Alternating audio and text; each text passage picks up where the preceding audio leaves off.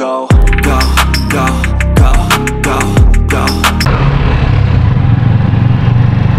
Alright, so dito na naman tayo sa paliparan ng eroplano.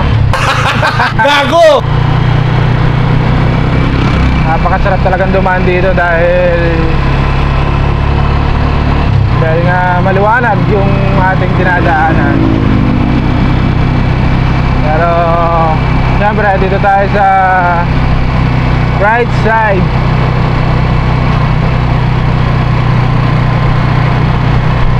Dahil mabagal lang tayo, dito lang tayo sa gilid. Huwag tayong gumitna, lalo kung marami pang dumadaang mga malalaking sasakyan.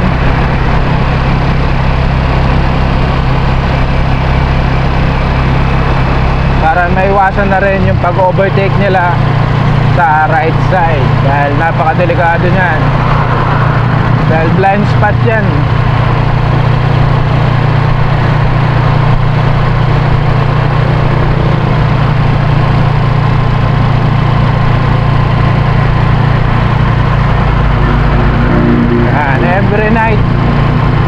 Every night dito ang biyahe natin sa Calasiao, kasi nga meron tayong hinahatid.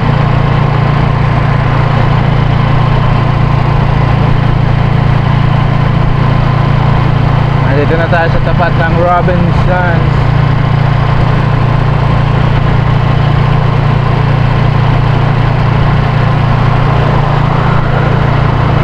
Time check, mag-alas 9 na ng gabi at tayo'y inaantok na, kaya